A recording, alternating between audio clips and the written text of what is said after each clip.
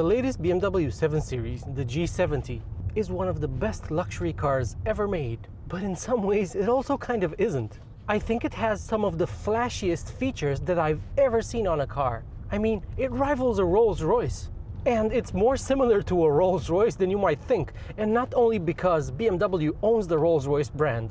This car certainly has a lot of wow factor, with its automatic opening doors, the lounge seat that allows you to sit like an absolute boss in the back, the 31-inch 8K display, the panoramic roof with embedded mood lighting in it, the fantastic quality of the interior. This particular example has the Tartufo brown leather. It has the extended leather pack, so there's leather absolutely everywhere, including on the backs of the front seats, all the way up on the doors and lower on the doors, and it's all nice and soft and plush and wonderful. The build quality is fantastic.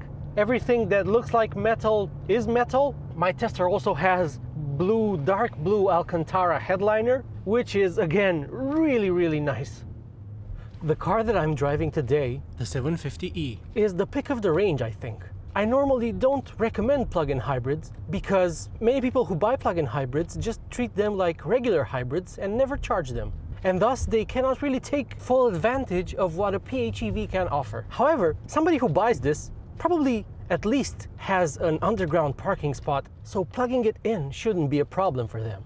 I mean, this kind of car addresses people who have a man to do it for them, as Jay Leno pointed out in one of his older videos about a steam car, which had to be heated up for a while before you could drive it, and the car's maintenance manual said that you should ask your man to do it for you. And in the same sense, you can ask your man to plug in your 750e. With a fully charged battery, BMW says that it can deliver up to 80 kilometers of electric-only driving. That's measured on the optimistic WLTP test cycle, and a more realistic figure would be 50-60 kilometers on one charge, which is precisely how much the EPA cycle in the US says that it will do, which is 34 miles. This car's battery pack has a usable capacity of 17.6 kilowatt hours, which is a bit less than in the X550e, which this borrows its plug-in hybrid powertrain from. That has over 20 kilowatt hours of usable capacity, and a bit more usable range as a result. Like in the X550e, this car also has the glorious B58 six-cylinder engine to provide additional assistance. And it's a perfect companion to this big barge, which weighs close to 2.5 tons. The gas engine in this application makes around 313 horsepower, and it is aided by a very punchy electric motor that is embedded into the ZF 8-speed automatic gearbox, which makes an additional 190 horsepower. The car can sprint from 0 to 100 kilometers per hour in 4.8 seconds.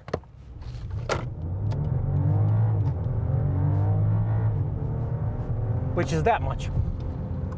The smoothness of the B58 engine is unparalleled. You do hear it thrumming away under the hood, but it's a pleasant, sporty sounding thrum, but it doesn't translate into any vibration that you might feel through any of the controls, like the steering wheel or the pedals. Peak power from the PHEV system is just under 500 horsepower, which is adequate for a 50 branded BMW. That should provide the performance of a turbocharged V8, which this does. If you leave the car in its personal mode, which I haven't really done that much, I've kept it in sport mostly, but if you leave it in personal mode, it will prefer to power you with electricity, until that runs out, obviously, and then it will start switching between electric and combustion. Even when in EV mode, the electric motor has more than enough punch to move this vehicle along at a brisk pace. And you can drive it all the way up to highway speeds solely on electrons. You can even go past the highway speed limit in Romania in this. I think you can take it up to 140 kilometers per hour before it starts up the combustion engine. This car just works as a plug-in hybrid. It suits its relaxed character, and it allows you to cruise completely silently, just like you would in the fully electric i7, which is what you want to do in town, and just enable the seat massager, which I'm going to do now, and I will select whole body activation. When you want a bit more performance, you can put it in sport mode, which is configurable, and I've set the suspension to comfy and the powertrain to sport, not sport plus, and I think it provides a really good compromise. You still get much more response from the powertrain than you would in personal mode, which is the new comfort mode, but it's also quite smooth and relaxed, and I actually enjoy hearing the B58 in the background. When you put your foot down, even in sport mode, without the gearbox in sport, because the electric motor is so powerful, the car will surge forward, but without it kicking down to a lower gear, which I find quite interesting. The car has been tuned that way to shift less and rely more on the electric torque to move this big car, which is 5.4 meters long. BMW no longer makes short and long wheelbase versions of the 7 Series, and this is essentially a long wheelbase car. The manufacturer doesn't say it directly, but I think this is because it's made the new 5 Series much bigger than before. And as I postulate in my 5 Series review, I think that now serves as the de facto 7 Series for those who want a shorter wheelbase but equally luxurious experience. Almost equally luxurious. It's not quite up to this level of plushness. One thing I don't like in new BMWs are the driving modes. You not only have to press the My Modes button first and then go through the screen to pick your favorite mode, but the modes themselves aren't so much modes as they are moods. I mean, what kind of nonsense is this? So I get personal mode, which you can't really personalize that much, by the way. You can just set it to be your start mode, which I find quite ridiculous. You call it a personal mode, but you cannot personalize it. So you press the My Modes button here and you have personal, sport, efficient, expressive, relax, theater, and digital art. I mean, I'm sorry, but these don't really make much sense. After efficient, I mean. Maybe expressive is fun because you get the Hans Zimmer sound. So it's just like in the i7. You get all of the Hans Zimmer-ness. And now we're driving on pure electricity, which makes sense. But you can also wake up the engine and have the B58 accompany Hans. Is a really, really pleasant soundtrack, it must be said. You can also put it in relaxed mode, which gives you relaxed driving in a pleasant atmosphere and a very soothing sound, to which you could probably meditate to. So anyway, I think these modes are kind of ridiculous. Let me see what digital art is all about. My connection with BMW starts with the creation of the 18 BMW art car. With the digital art mode, we have the chance to cooperate again and integrate my art into the software of the car. I think it is a kind of a designate between BMW and me. Theater mode does make a bit of sense because this car has the optional theater screen in the back. I don't want to hear this. Why are you still talking? So the lady who started talking when I selected digital art mode is still talking. What if I put it in sport mode? Will that shut her up? No! Of the relationship outrageous. between nature, human How do I shut her up? Radio. Go away. Yeah, fixed. So anyway, I think the modes are pretty useless is the word.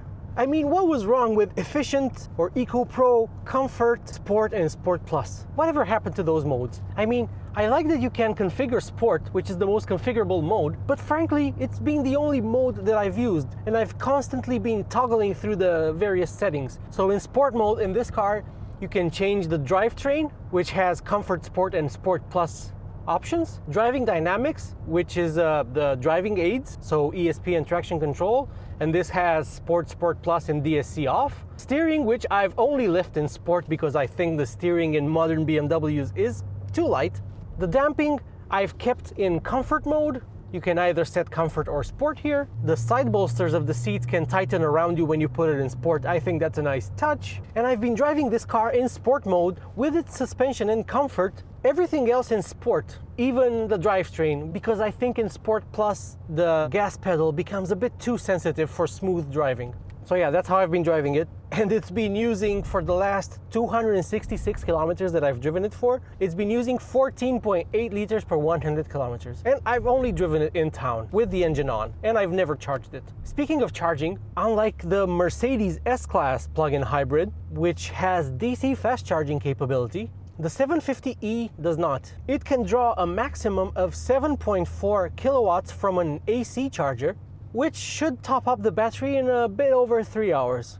But it's not the fastest on the market. And for the kind of fancy, flashy, opulent vehicle that this is, I guess I would say that's a missing feature, since the rival S-Class does offer it.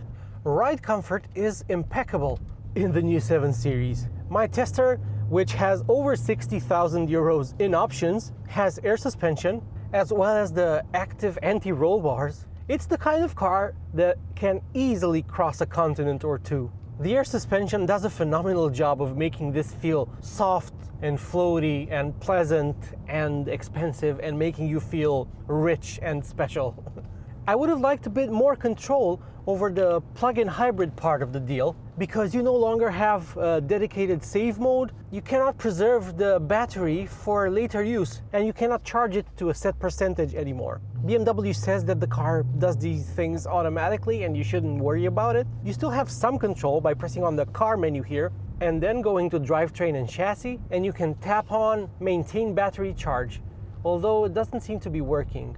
I'm not sure why. I have about a quarter of a battery left. What if I put it in electric? So you can select electric driving in the drivetrain submenu here, and it says activate electric and electric automatically. So activate electric automatically every time the vehicle is started or high power is requested. But it would be nice to be able to charge the car with its engine, for instance, while you're driving on the highway, and then drive it electrically through a town.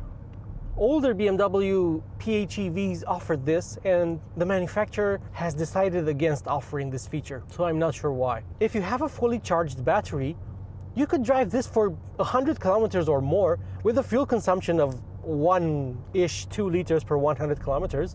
And when the battery is almost completely drained and you no longer have the option of fully electric driving for extended distances, this car should use around 10 liters per 100 kilometers. If you drive it like I have, you're probably going to be looking at closer to 15 liters or more. And even though the suspension is in comfort mode, because it has active roll stabilization, the car does not lean through corners at all. The active roll stabilization turns this into a sports car almost, a 2.5-ton big barge of a sports car. And while there is a bit of pitch and dive, roll is impeccably controlled, really, really good. And it just fires itself out of corners. The steering, even though I've complained that it is a bit too light, if you set it in sport mode and just leave it there, it's acceptable.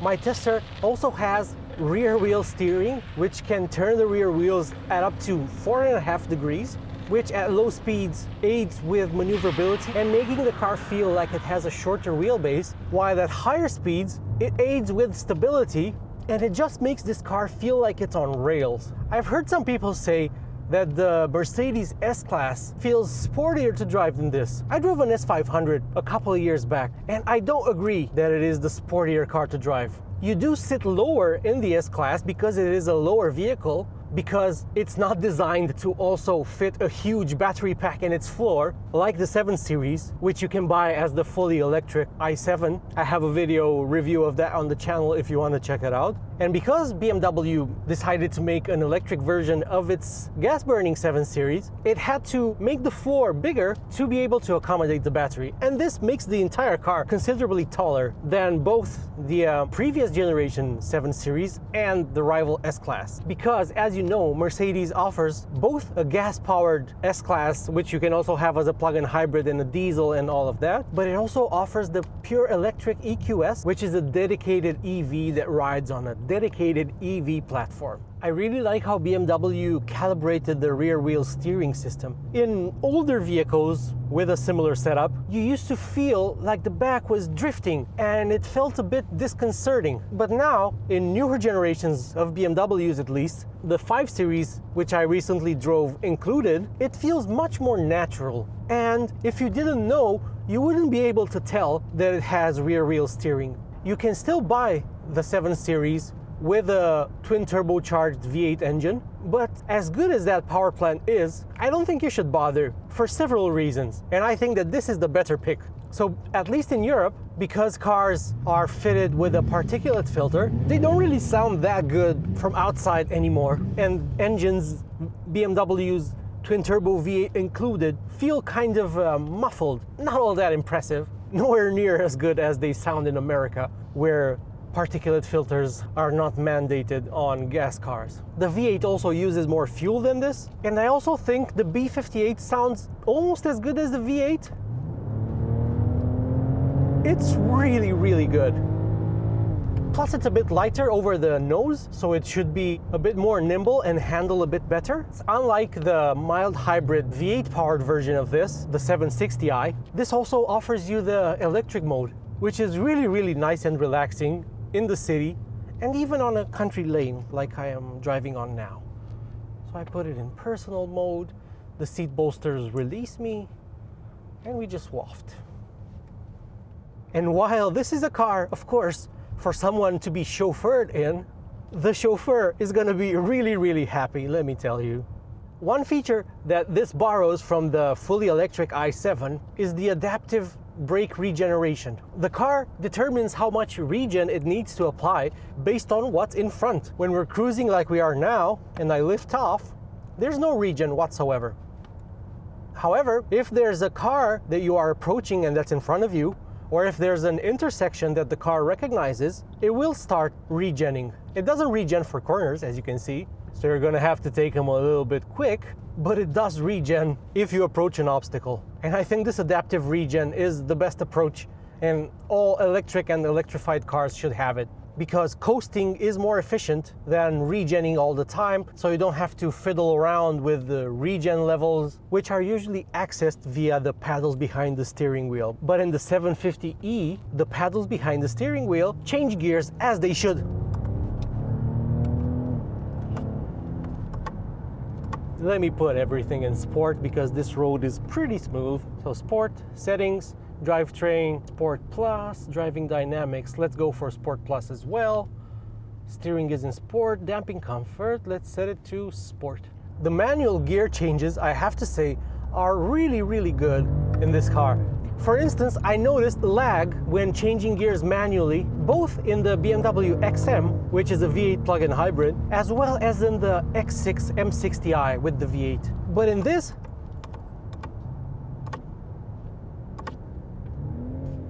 it even gives you second at 60 kilometers per hour, even though it revs quite high in doing so. And while in the XM and the X6 M60i, you had to anticipate when to change gears, so you had to do it a bit early, because otherwise you would hit the red line. You have no such problem in the 750e.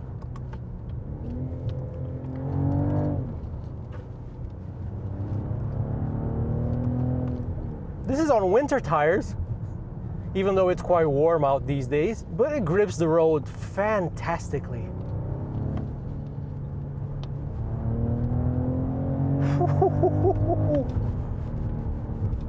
It does feel like a 500 horsepower car. It really, really does. And it's quite rewarding to drive. So let's see the 700 Newton meters of torque. So I'm doing 100 kilometers per hour. We're in 8th gear, and I'm going to floor it. And we are surging 110, 120, 130. We're doing 2000 RPM now, and it's 140, 150, and it will take you to the moon. What a fantastic powertrain. I can't believe I'm singing the praises of a PHEV.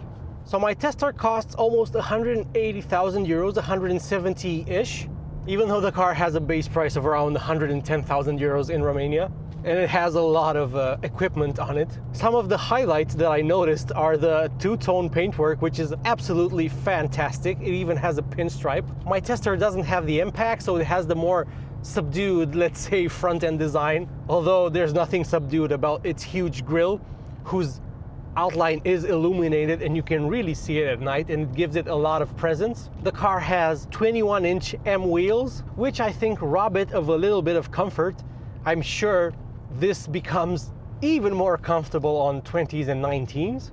I like that this car has a lot of chrome on the outside. There's even a big chrome blade on the lower part of the front bumper, which I think makes this look really imposing, and it makes you look very rich driving in it, which you have to be. There's chrome around the side windows and also on the rear bumper. It doesn't have visible exhaust tips. They are tucked away underneath the bumper for some reason, presumably to make this look like an electric car, because apparently combustion is so uncouth these days, isn't it? I'm really curious to see what BMW does when the time comes to facelift this car. I have a hunch that the split headlight design is going to go away. It's not being successful with fans of the brand, and if I remember correctly, it's a design feature that its Chinese buyers were most pleased with, while us Europeans, we didn't really like it. It looks like BMW is going to end its bold design phase, which resulted in models that look like this, the XM, and a few others. And it's going back to a more classy type of design, which it has previewed with its two Neue Klasse concepts. And I'm sure that this car's facelift will reflect that. So this might end up being a future classic, and we will regard it as we do the Bangle era 7 Series today. The E65, especially the pre-facelift, which also had weird headlights. This car just makes you feel so special. And it has the performance that you expect from a BMW. I'm not yet sure if I'm going to return it or make a run for the border and hope that they don't catch me. Until the next one, I've been Andrei. Thank you for watching and take care.